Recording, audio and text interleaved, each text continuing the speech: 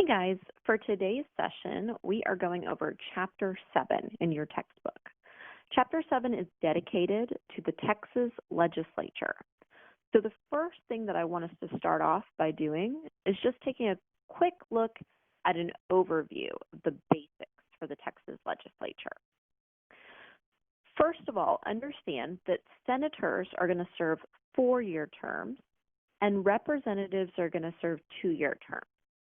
Now, if you think back to our original discussion in Chapter 3 about the different branches of government, you remember that the legislature is going to be bicameral, meaning that it has 2 chambers. The larger chamber, the House, is going to be the one that has representatives serving in 2-year terms. The smaller chamber, the Senate, the one with the 31 members, that's going to be the one where representatives are serving for 4-year terms. Please note that there is a difference between terms versus term limits. And let's just go over that really quickly in case you've forgotten it since we talked about it last time. So understand that terms are basically how long somebody is in office for. So here we see that representatives are in office for a 2-year term, and we see that senators are in office for a 4-year term. This means that each time they're elected, that's the number of years that they're serving for. Term limits are different.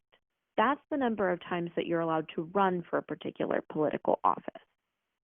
Now, when we talk about the basics of the legislature, understand that, again, we've moved towards our early Constitution where we limited the power of state lawmakers. So part of limiting that power, as you recall, was having the legislature meet only once every 2 years in biennial sessions that begin in odd-numbered years. As you'll recall, those sessions only last for 140 days unless the governor goes and calls a 30-day special session. That 30-day special session is really designed to be there in case there were specific areas of concern that the legislature wasn't able to address because of time constraints.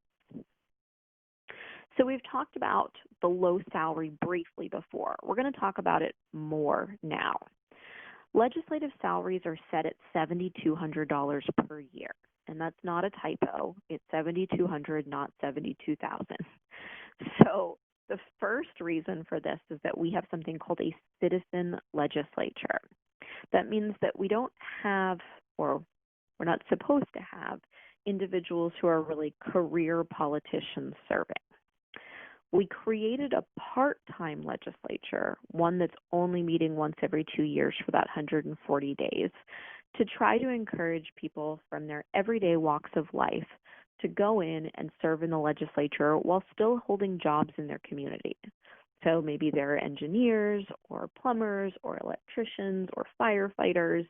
We wanted people with regular jobs, regular sources of income, not career bureaucrats.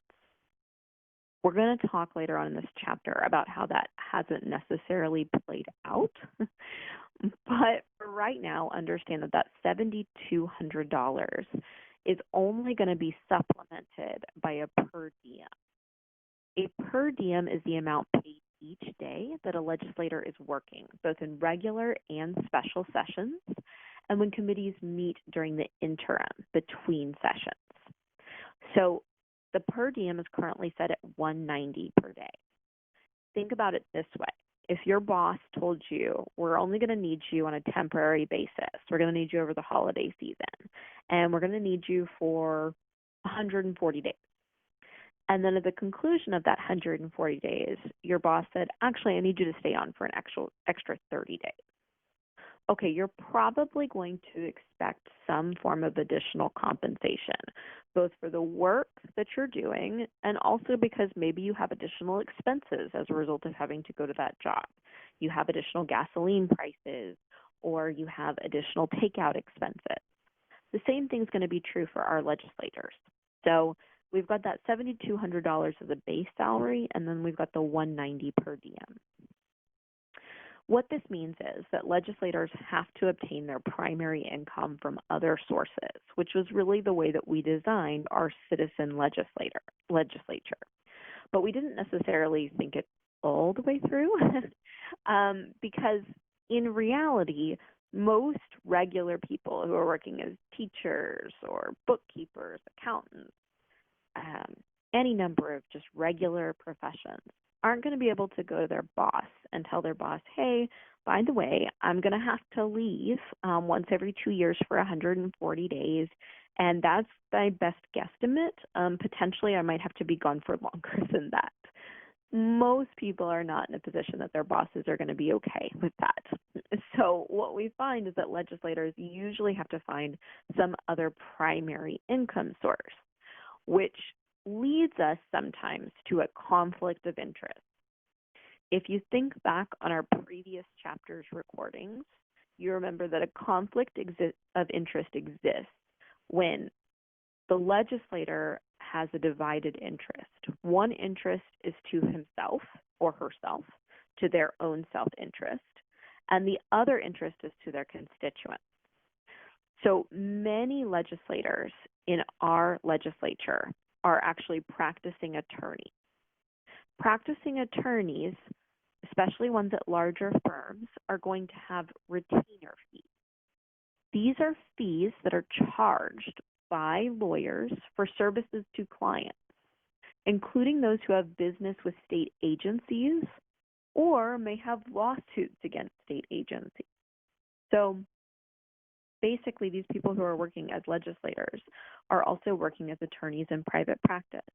And they can have clients who maybe represent very different interests than their constituents' interests.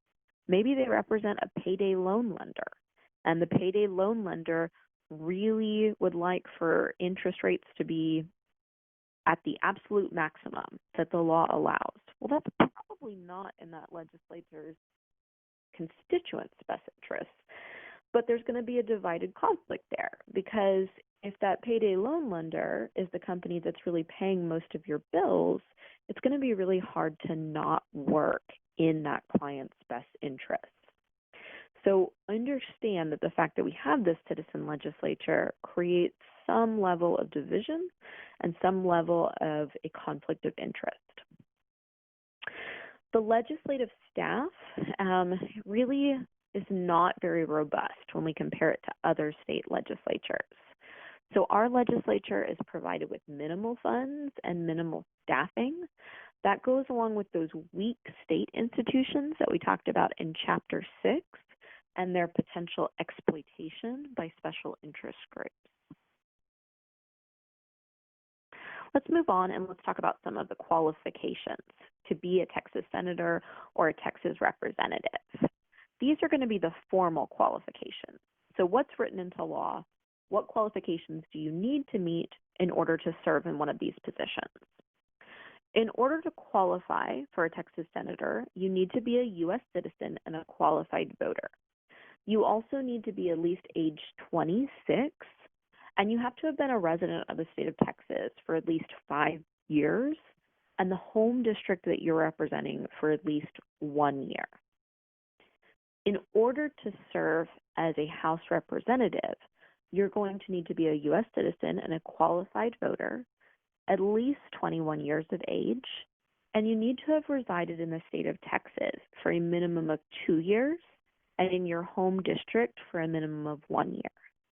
Now, these are the minimum formal qualifications that we see for Texas senators and Texas representatives. Most of the individuals who are serving are probably going to be a lot older than that, and a lot of them have resided in the state, if not also their home district, for a much longer period of time than that which is required under law. So these are just the formal minimum qualifications that we see. Then we also see some informal qualifications. Informal qualifications are qualifications that aren't written anywhere into the law, but we typically see these characteristics in individuals who are elected to statewide office in Texas. So one of these is going to deal with party affiliation. Currently, like we learned about in Chapter 5, Republicans dominate both chambers. So they dominate both the House of Representatives and the Senate. Another characteristic, an informal qualification that we tend to see, is ready access to campaign funding. These legislators spend an inordinate amount of money running their campaigns. If you're running for Texas House, you're probably going to spend somewhere in the neighborhood of $250,000. If you're running for Texas Senate, that might be up to $500,000. It could be less, but we've seen some races that get really competitive and really expensive, which means that you're probably going to need to have friends and donors who are relatively wealthy. On the whole, we tend to see individuals who are more affluent elected into these statewide offices. One thing that we tend to not see in our Texas legislators is something called descriptive representation. And descriptive representation is the idea that elected bodies should accurately represent not only constituents' political views, but also their ethnic and social characteristics that affect their political perspectives. So what we're hoping for is that our legislature mirrors us, not just in terms of whether we consider ourselves Republicans or Democrats, but in terms of the ways that we look. So do we have a certain number of Latino legislators that mirrors that of the general population in Texas? Do we have a certain number of women legislators that mirrors that we see in the state of Texas? The answer to that is no. Our demographic identity on the whole is going to be pretty one-sided. We tend to see Anglo males elected to statewide office at a significantly greater rate than other individuals. And in a few minutes, we're going to take a look at a bar graph that's going to illustrate that.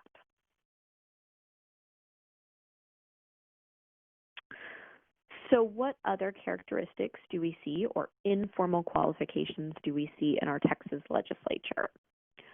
Most are going to hold occupations as business owners, executives, or lawyers. So that sort of ideal of the citizen legislature that we all had in our head isn't really what happens in practical reality. We have one of the best educated legislators in the nation. We're first in the percentage of lawyers. And in terms of economic status, from what we can glean, we think that most of our legislators are pretty wealthy. So Texas lawmakers are required to report their sources of income, real estate assets, and stocks. However, when it comes to reporting the actual financial worth of the lawmaker's income and stock values, the reporting requirements are less precise. Income is basically reported in ranges, with the highest range being $25,000 and above.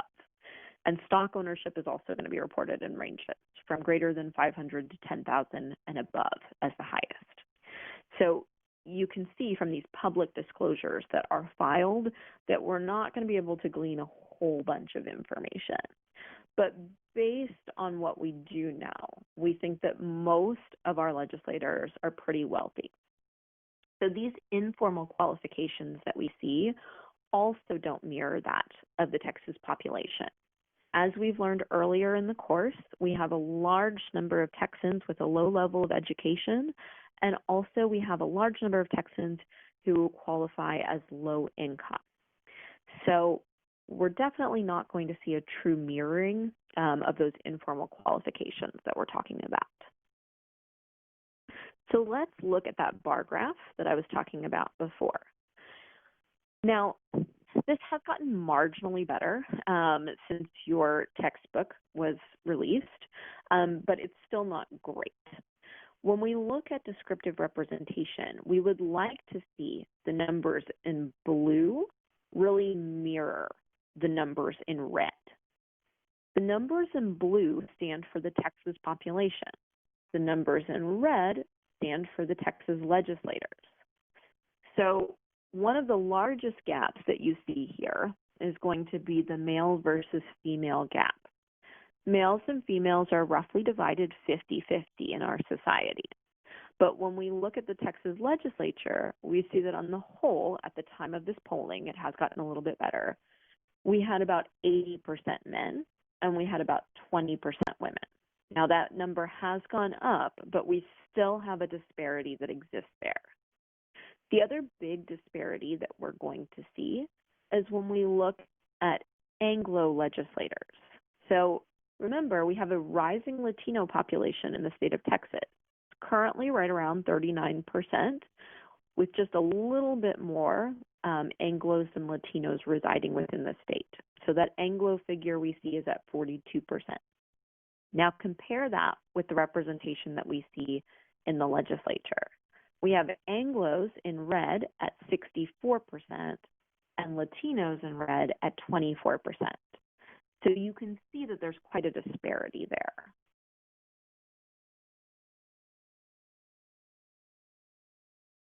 Okay, so now let's talk about why potentially we have some issues when it comes to political parties in Texas. So the United States and Texas do something a little bit different than what we see in like European countries.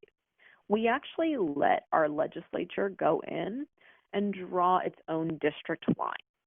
People in Europe think this is like bananas. They're like, what is happening? I don't understand.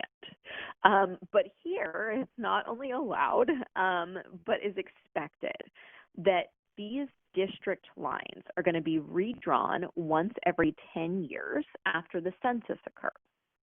So that's part of the reason why, if you're watching all of those advertisements that are coming on for the census and how it's important that you take the census, that's part of the reason, is we're trying to go in and redraw these district lines. And the reason we're redrawing these district lines is because we want to make sure that we are creating reapportionment within these districts. Reapportionment is just the redistricting or redrawing of district lines after every census to reflect the population changes over the previous decade. So we're going to switch to the whiteboard just really quickly. I'm not a huge fan of switching over because I feel like it takes forever and things don't show up on your whiteboard, obviously, all the time, but we're going to try it. So this is going to be an extreme example, and we don't see this, okay? But here's why we go in and we reapportion districts. Let's pretend that we have two districts that are right next to each other. Let's pretend that you live in this district. You live in District 1. So you in 1. Now let's pretend that I live in District 2. Okay, let's pretend that there are 500,000 other people in your district. And now let's pretend that there's only one other person in my district. Remember, this is an extreme example. We're just using it to illustrate a point. Well, who is going to have greater representation? We're both going to have representatives and senators, but over here, I, in District 2, am going to have a lot more control over who's in charge of making those policy choices and decisions, because I've only got one other voice to compete with, whereas you have 499,999 other voices to compete with. So you can see why reapportionment is really important. When reapportionment doesn't happen, what you can get is malapportionment. So that's where the legislature goes in and they draw the district lines so that one district's population is substantially larger or smaller than another's, which is what you see in this example, the 500,000 to 1. That was outlawed by the United States Supreme Court in a case called Reynolds versus Sims. They said malapportionment is not okay. So let's go back to the files real quick.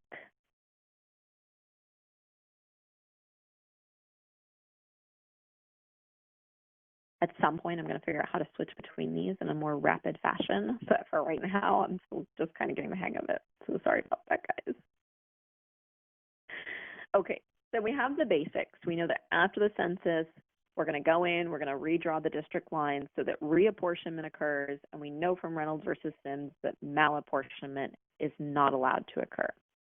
Well, the reason that some of those European countries think that we are bananas for allowing our legislature to do this is because what often occurs is a practice called gerrymandering.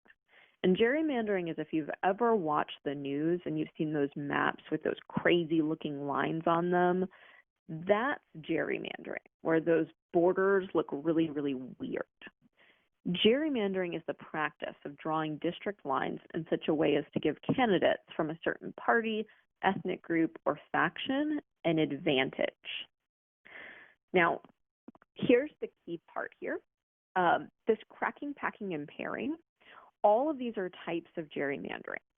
They're allowed when they're done in a political context. So right now, Texas is controlled by Republicans. If the Republicans in power decide that they want to go in and they want to gerrymander in such a way that it favors Republicans over Democrats, that is totally okay and constitutional. If they decide, though, that they're going to go in and redraw those lines in order to favor a particular race or ethnicity, that is not allowed. That is considered unconstitutional. Well, it's not really quite as easy as all that, right? Because remember we talked about before, race and ethnicity are really closely tied to political preferences. So when you start trying to systematically exclude Democrats, by almost necessity, what you're going to end up doing is you're going to end up excluding a lot of Latino and African American voters. So you're going to see these gerrymandering cases end up in the news here, not too long, and they're all going to hinge on what was the intent. Was there racial intent or was there political intent? If there was political intent, it's okay. If there was racial intent, it's not okay. And it's really difficult for the court to jump into the minds of those legislators and figure out what was their intent. What were they thinking when they did this? So let's talk about these different forms of gerrymandering that can be used. The first is going to be cracking. And cracking is just a gerrymandering technique in which concentrated political party voters in one geographical area are split into so many geographical districts that their voting power in any one district is negligible. So this is a situation where, again, we're going to assume we're in Texas, right, because it's Texas politics. We've got the Republicans in control. The Republicans are going to want to maintain control. Just like if the Democrats were in control, they would want to maintain control. So the Republicans are going to try. Their ultimate goal would be to have every single district be Republican. Well, that's obviously not going to happen, right? We've studied a number of areas that tend to lean more Democratic. So what cracking is where they go in and to the best of their ability, they dilute the districts of Democrats to such an extent that they're able to have more Republican districts. Packing is basically the opposite. Packing is a gerrymandering technique in which members of a party are concentrated into one district. It thereby ensures that the group will influence only one district's election rather than several. So cracking, we're trying to dilute that less dominant political voice to nothing. Packing is the point where we realize we're not going to be able to do that everywhere. So we want to try to minimize the voice of the less dominant political party. So we're going to put all the people of that less dominant political party into one group. Pairing is where we place two incumbent office holders and parts of their political bases in the same elective district through redistricting. This basically means that we're pitting two currently elected officials against each other. And the reason for this is that incumbents are more likely to win. So if you have two districts that are right next to each other and you've got two incumbent Democrats in office, combining those districts will allow you to only have one incumbent then who is relatively likely to win the election. So all of these different forms of gerrymandering are a way that the dominant political party can try to stifle the voice of the less dominant political party. For those of you who are visual, this is just a schematic to show you what a difference this can make. So if we wanted to favor a particular party, you can see here that it makes a difference in terms of how we draw these lines. For those of you who are visual learners, I also want to let you know, I know that I put up a Blackboard announcement about it, but we have those additional video resources that are in that struggling folder. And so that's going to be a good resource for you too, because it actually goes through and shows you some videos of this gerrymandering occurring. So if you are a little bit more visual in nature, you might check out not only that video, but some of the other videos that are uploaded. Okay, now let's talk about the presiding officers. So if you think back to Chapter 6, I said that those presiding officers are going to have a lot of power. We're going to talk more deeply about what those presiding officers get to do here.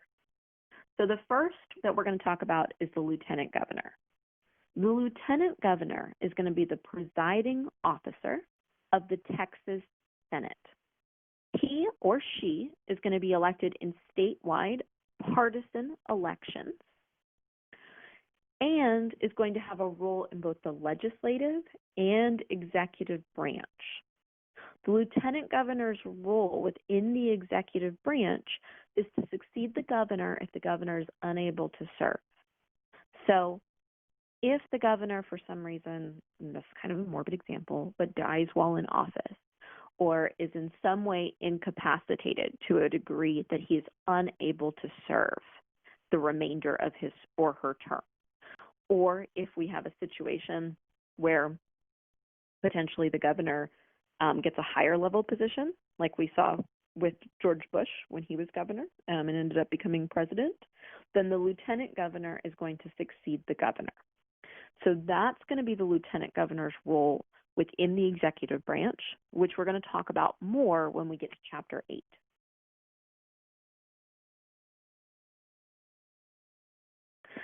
The Speaker of the House is going to be the presiding officer for the House of Representatives.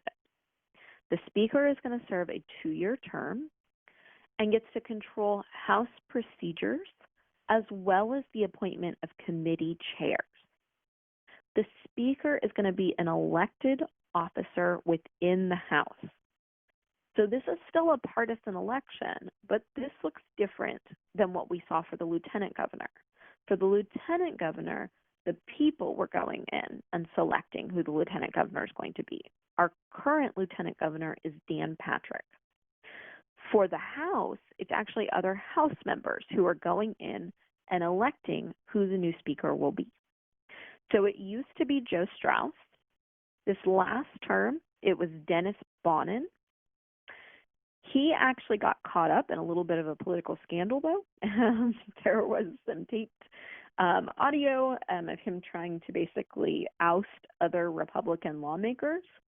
And so he will not be Speaker of the House again next term. So it remains to be seen who the House is going to elect to be their new Speaker. And I should note here that those committee preferences that are happening in the House and the Senate, one of the videos that I've put up is by the Texas Tribune, and it talks about that committee appointment process. So if you're looking to understand it a little bit more fully, that's a good area for you to check out and go to. For purposes of right now, for this lecture, understand that committees are basically the group of individuals that are going to study a piece of legislation in depth. So because we only have that 140-day regular session, it's going to be impossible for the legislators to really comb through and become experts on every piece of legislation that's introduced. It's just impossible. It's not going to happen. So you have committees whose basically their whole job is to specialize in certain areas and study the bills from those particular areas. The committee appointments become really important that both the Speaker makes and the Lieutenant Governor makes, because there are going to be some committees that are more important than other committees. And so if you're appointed to a committee that's really important in the state, then you're probably going to have a lot more influence and control than if you're on one of those lesser committees that we're going to talk about here in a little bit.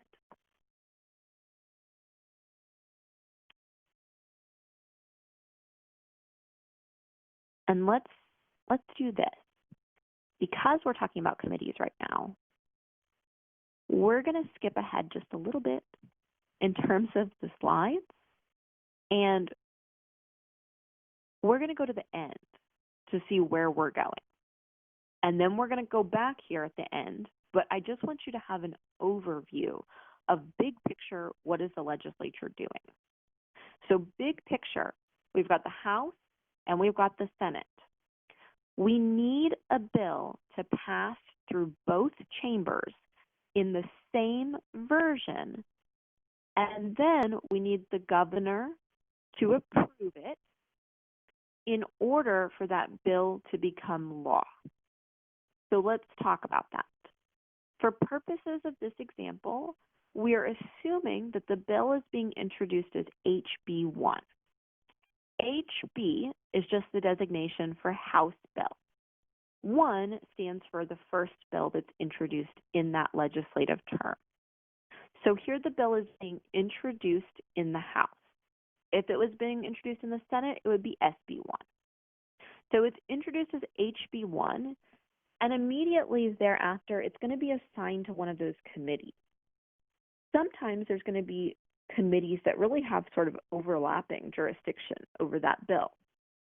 And that's where the Lieutenant Governor and the Speaker of the House are going to be able to exert a lot of control.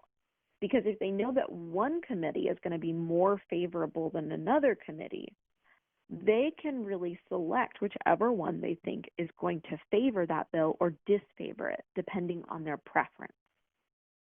The reason that's important is that it's up to the committee to look through that bill and decide, is it going to make it further out of committee? If the answer is no, the bill is going to die there. If the answer is yes, then the committee is going to take some kind of action on that bill that we're going to talk about more in depth. Now, sometimes we have committees that are very, very large and that are going to have to deal with way too many bills to just have one group of individuals in charge of it. Those committees can break into subcommittees, which if you're looking at PowerPoint slide 25 with me right now, that's where you see those subcommittees going back and forth between the House and Senate. Then you see in the House, calendar action. For the House, you are going to have to get onto the House calendar in order for your bill to be read and debated and finally voted on, which you're going to see in House floor action there, before final passage. Now let's pause here and let's look at what's happening on the Senate side.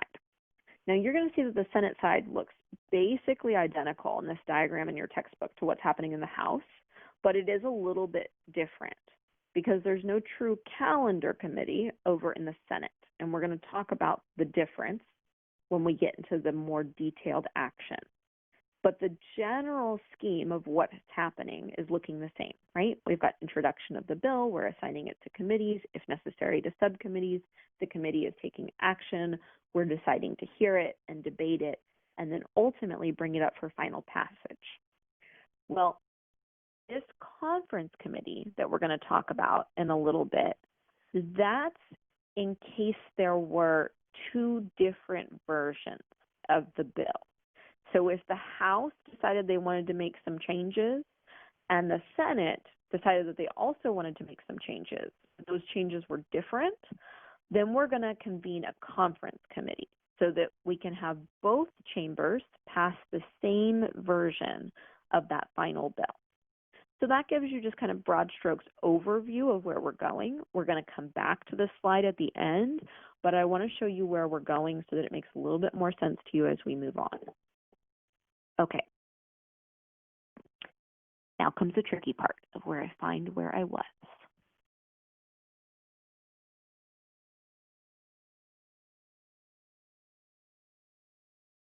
Maybe. Okay. So we've got these legislative committees that we talked about before. And the most common type of committee is going to be something called a standing committee. Standing committees are going to be permanent committees that function throughout the legislative session. There are going to be two types of standing committees, substantive and procedural. Standing committees do much of the legislative work. They're going to be the ones that gather information in public hearings and rewritings. They're also going to do the marking up that we're going to talk about here in a minute. They're doing legislation to make essential political compromises that make a bill's passage possible. They also screen out bills that lack significant support by ignoring them. So these standing committees are very important. The substantive ones are looking into the actual substance of the bill. The procedural ones are going to be dealing with the procedure within that chamber or with things like scheduling, for example, which sounds really boring, but we're going to learn that that can actually be a really big job here. So these committees have a couple of options as to what to do with the bills that are presented to them. The first option is to mark up the bill. Marking up a bill means we rewrite or change a bill by adding or deleting provisions before it is considered for passage. So if we like a bill, chances are there's still some changes that we're going to want to make because we probably know that we need to compromise on some things.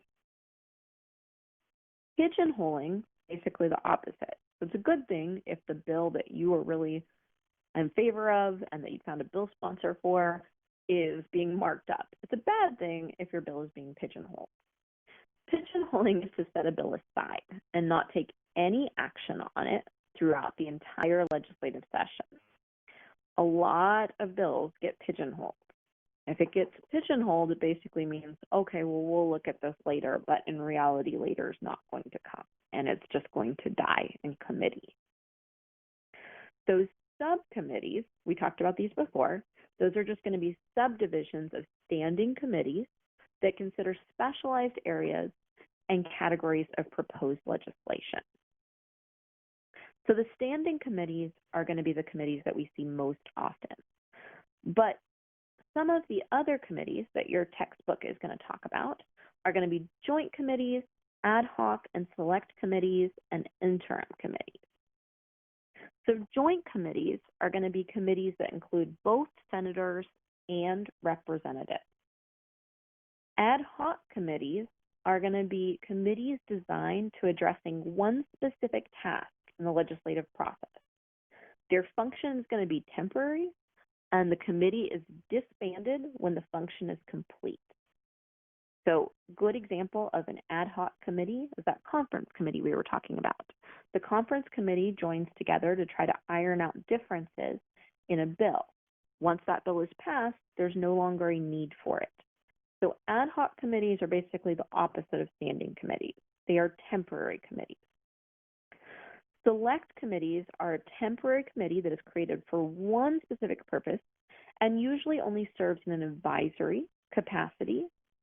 And interim committees are a committee that meets between legislative sessions. So they're in there really just trying to fill that gap, that very large gap that we have. In terms of scheduling, procedural standing committees are going to be in control of that within the House. So scheduling is going to be controlled by the House Committee on Calendars or the House Committee on Local and Consent Calendars. The House Committee on Calendars is going to be pretty powerful because if they put your bill up for debate and for vote pretty early on in the session, what's likely to happen to your piece of legislation? It's probably going to get passed, right? But if they put it at the very end, what's likely to happen to your piece of legislation? It's probably not going to get passed. If yours is the last item on the agenda, then it's probably never coming up for debate and vote because it's probably going to run out of time. So that House Committee on Calendars has a lot of power. The House Committee on Local and Consent Calendars, by contrast, does not. That's things that are added to the calendar that are really only going to affect one municipality, or things that have a lot of bipartisan support and aren't going to be very heavily debated and are just going to kind of pass without too much controversy. So if you're on the House Committee on Calendars, you've got a lot of power. If you're on the House Committee on Local and Consent Calendars, usually not as much. And that major controversial legislation that we were talking about before that can be controlled by the Speaker, well, the Calendar Committee Chair is going to have a lot of control in that too. So if we think back to Chapter 6, that's probably somebody that we're going to target within the legislature if we're trying to advocate for our special interest group. Okay, now let's talk about some of the differences that are going to happen on the Senate side. So over on the Senate system, the Senate calendar looks very different than you see in the House. The Senate calendar is designed so that basically the system is supposed to advance bills systematically in the order that they're introduced. In practicality, that doesn't happen because of something called the blocking bill. The blocking bill is the first bill placed on the Senate calendar in each session. It's usually a bill that is never going to be considered by the full Senate. So while over on the House side, it's a good thing to be the first bill up. It means that you get priority, more likely to get passed. On the Senate, it's a bad thing because what's going to happen is they're going to put up this blocking bill, and then they're going to take a vote on something called suspension of the rule. Suspension of the rule is the setting aside of the rule of chronologically ordering bills so that other bills can be considered. This practice affects the Senate's entire legislative process because it allows just 13 senators to block a bill. The irony is that although only a simple majority is necessary for the final passage of a bill in the Senate, a 3/5 majority is needed to get the bill to the floor for consideration. So the Senate can let a bill die without having a floor vote for or against. It just fails to reach the floor at all because it's never taken up for consideration. And that's known as the 3/5 rule. It used to be that we needed the legislature to go in, we needed the Senate to go in and approve the hearing based on 2/3. So it used to be the 2/3 rule, but it was changed, and it is now the 3/5 rule. So the blocking bill, suspension of the rule, and the 3/5 rule are what you're going to need to know for the Senate calendar.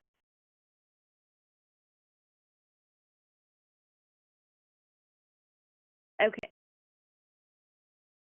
Floor action is going to require a quorum. And so when we talk about floor action, let's just back up and define that really quick. That's action by the entire House or the entire Senate to debate, amend, and vote on legislation.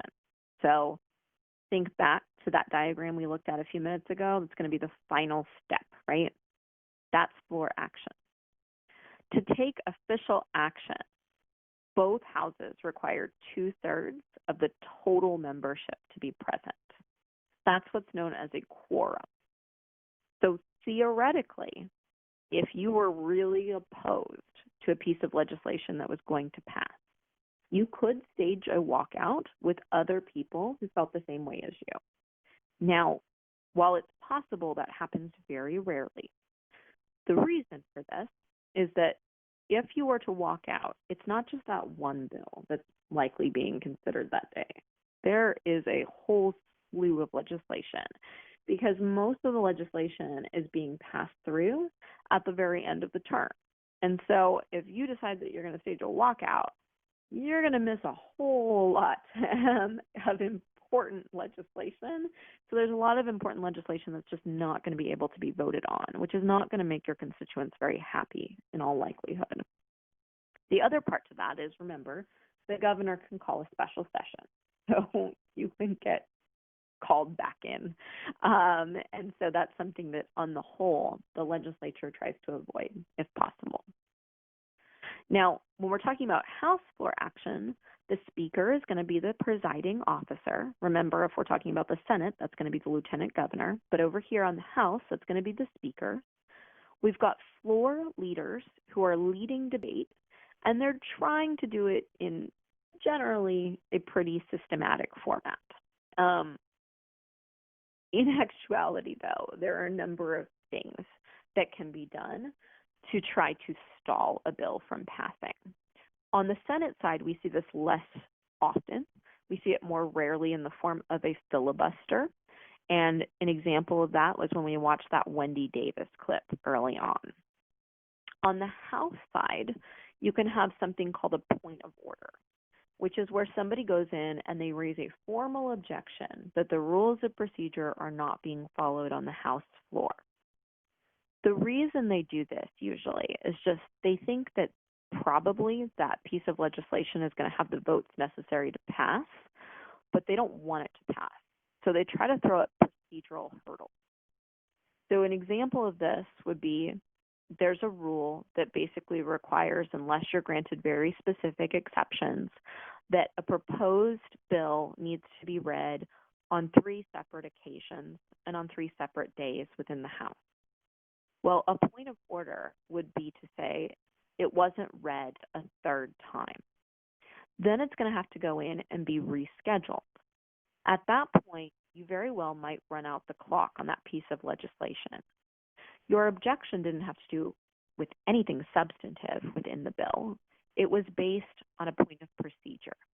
So that point of order is a way of basically trying to make sure that a piece of legislation you don't want to see passed doesn't get passed. And you do it through a procedural means instead of through substantive means. You can also do something called chubbing, which is slowing the legislative process by debating earlier bills for the maximum allotted time, asking the bill's sponsor trivial questions, and proposing so many amendments and raising so many points of order that the House does not get around to the bill to which they ultimately object. So again, this is a process of slowing down the clock. You're just trying to run the clock out, basically, so that your side wins. So for the House, you're usually going to be allotted a certain amount of time. Generally, most sessions it's going to be 10 minutes each for each person to speak. Now, most people are not going to speak for 10 minutes. A lot of people oftentimes aren't going to speak at all. But if you know that there's a piece of legislation that you strongly object to that's coming up later on, maybe you ask a whole bunch of questions, or you use your full 10 minutes to debate this current piece of legislation that you know that you're going to pass, just because you're trying to run out the clock. Or you go through and you run out the clock on this particular bill. So you go through and you ask a bunch of trivial questions for the bill in question itself. All of those are ways that you see legislators try to basically put up procedural hurdles to a bill blocking. Okay. A voice vote is an oral vote that is not put in the official record. For House votes, we have recorded votes. So on final bill passage, votes and the names of those casting them are recorded in each chamber's journal. Now, why are we going to do that? Why are we going to require a recorded vote? The reason is we want some level of transparency. If people are unhappy with the way that their representatives voted, we want them to know who voted on this particular piece of legislation, who abstained, who voted for, who voted against. So that becomes relatively important on the whole. When we're talking about the Senate floor action, remember we said in the House, the Speaker is going to preside. Well, over in the Senate, the Lieutenant Governor is the presiding officer. So the Lieutenant Governor is going to preside. And there's usually very little debate over bills for the reason that we talked about before. So remember, in order for it to even make it to the point of consideration, we had to have that 3/5 rule occur. We needed to have 13 senators who were in support of even considering it. So if we're at the point that we're considering it, it's probably going to be passed.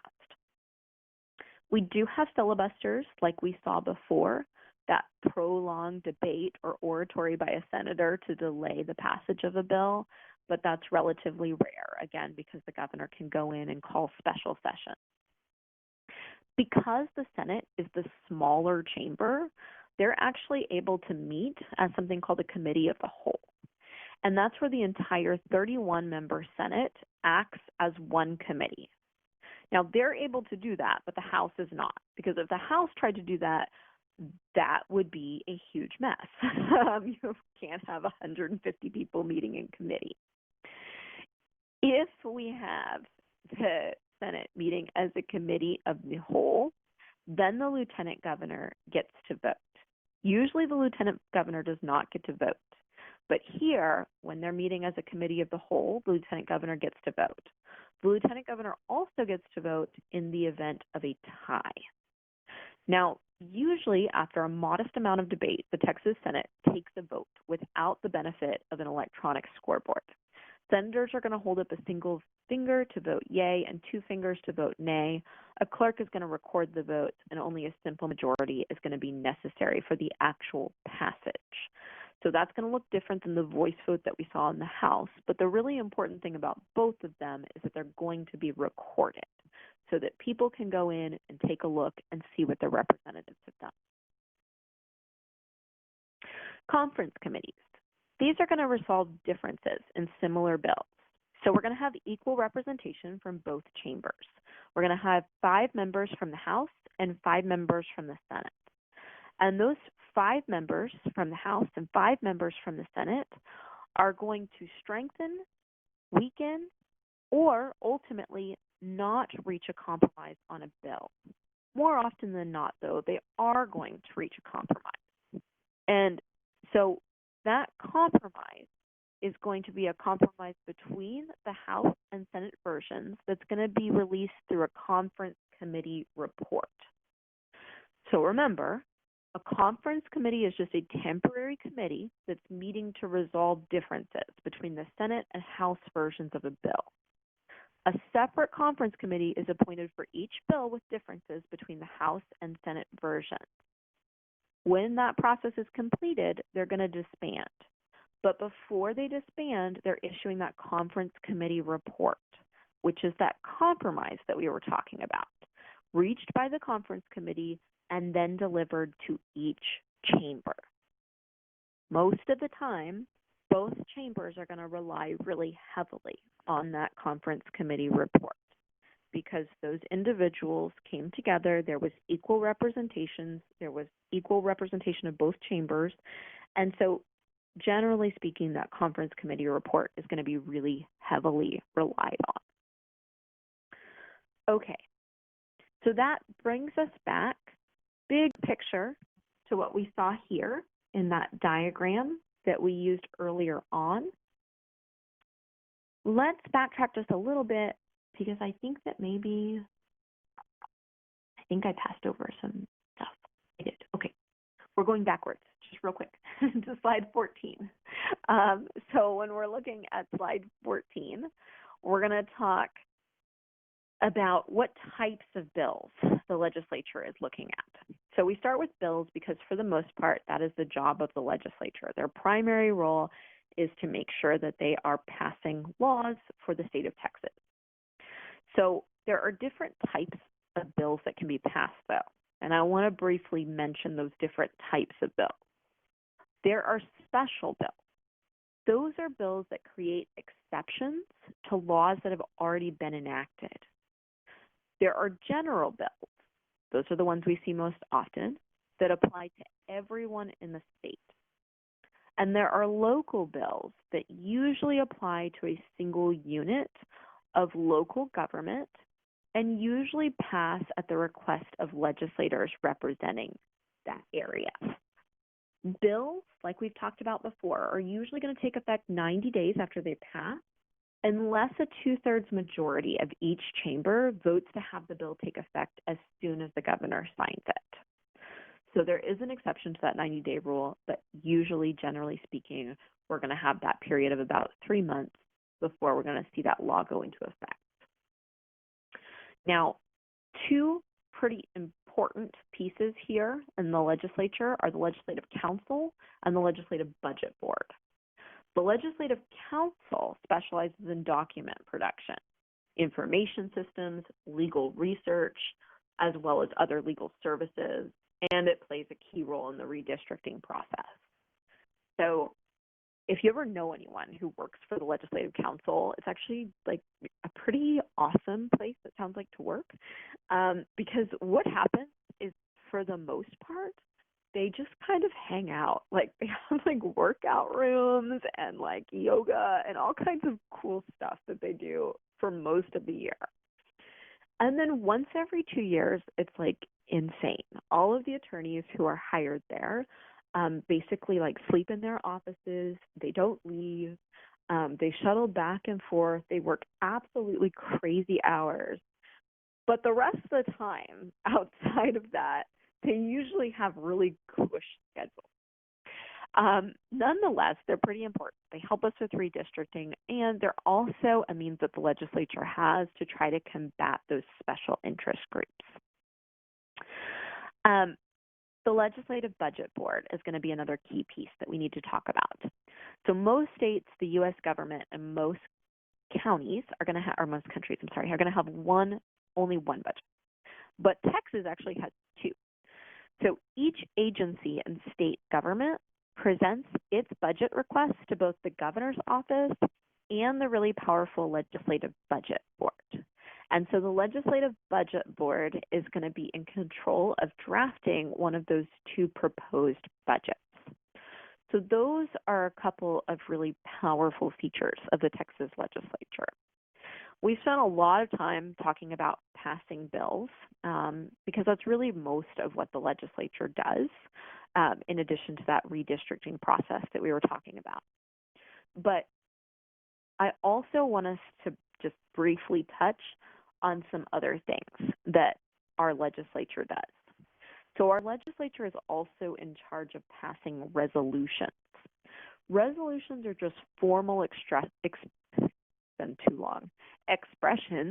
of legislative sentiment, such as recognizing people, memorializing events, or making decisions that don't involve passing statutes.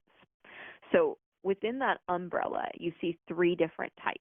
You see simple resolutions, concurrent resolutions, and joint resolutions.